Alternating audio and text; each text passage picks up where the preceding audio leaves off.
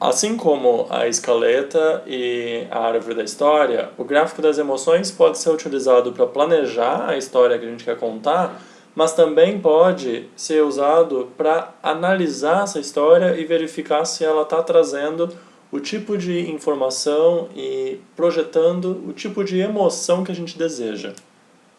Para que a gente possa pensar sobre o gráfico das emoções, vamos continuar trabalhando com a história da Cinderela.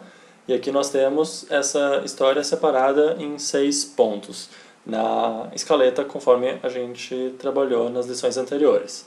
O gráfico das emoções funciona como um gráfico cartesiano, em que de um lado nós temos o tempo prosseguindo e do outro nós temos uma emoção que será avaliada. Eu gosto de avaliar de 0 a 5, mas também esse número é arbitrário, então o valor que a gente coloca ali não importa tanto. Para pensar a história da Cinderela, vamos trabalhar com a ideia da felicidade como o medidor do que acontece durante a história. Isso porque, como conto de fadas, a Cinderela tem esse tom de caminhar rumo à felicidade final. A primeira cena, a gente começa com a Cinderela vivendo com a madrasta. Eu coloquei ela no nível 2 de felicidade porque talvez ela já esteja acostumada com essa situação, mas é uma situação ruim. Quando a história avança e a madrasta proíbe a Cinderela de ir ao baile, a Cinderela fica menos feliz do que ela estava na situação inicial. Então, vou desenhando o gráfico acompanhando o processo do que acontece na história. O passo seguinte é a fada madrinha aparecer. Então a gente tem a Cinderela percebendo a felicidade pela primeira vez como algo possível e ela começa a desenhar uma curva ascendente nessa felicidade que chega mais alto quando ela vai ao baile e dança com o príncipe. Porém, quando a Cinderela foge com os sinos batendo e ela perde o sapato, ela fica menos feliz do que ela estava no início da história porque ela experimentou uma felicidade que ela acabou de perceber que nunca mais vai ter. Isso, claro, como é um conto de fadas, é logo resolvido quando o príncipe procura por ela e o sapatinho encaixa. Então, ela chega ao nível máximo de felicidade e é feliz para sempre. Com isso, a gente consegue observar como uma determinada emoção varia ao longo da história. E essa variação ela é necessária para que uma história seja bem contada e para que uma história engaje o leitor.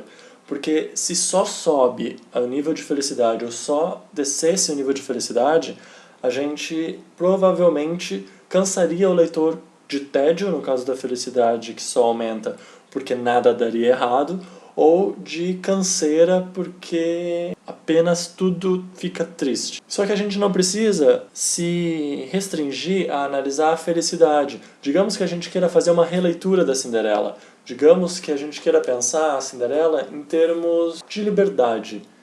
Como fica a Cinderela em termos de liberdade? A gente começa a história com ela na madrasta. Eu botei também a liberdade no nível 2, porque embora ela seja obrigada a fazer uma série de trabalhos domésticos ruins, cruéis, ela ainda assim conversa aqui, tem os passarinhos dela lá, tem alguma margem de manobra para agir. Essa margem de manobra reduz quando a madrasta proíbe ela de ir ao baile, mas aumenta muito quando a fada madrinha aparece para realizar os desejos dela, o que leva ela até o baile, onde dentro da aristocracia, liberdade não é exatamente uma das características maiores, e quando ela precisa voltar para casa depois de perder o sapato e o encanto da fada madrinha, ela volta para o mesmo nível de liberdade que ela tinha anteriormente, porque na verdade a vida dela continua sendo a droga que era.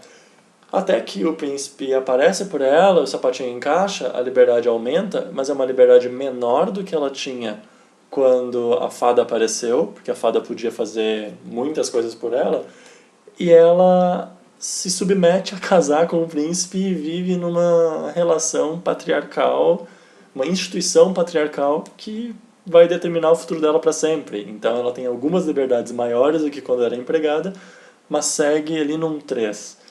Isso, caso a gente quisesse fazer uma leitura feminista da Cinderela, nos daria um desenho e uma ferramenta para observar e argumentar sobre como a história prejudica determinadas noções de liberdade.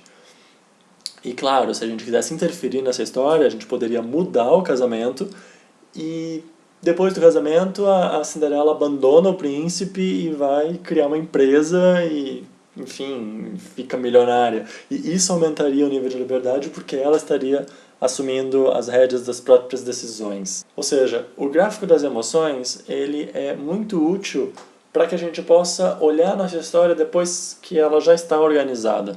E claro, a gente pode fazer 2, 3 versões com a árvore da história e analisar as emoções em cada uma delas para verificar qual é a melhor opção dentro da árvore.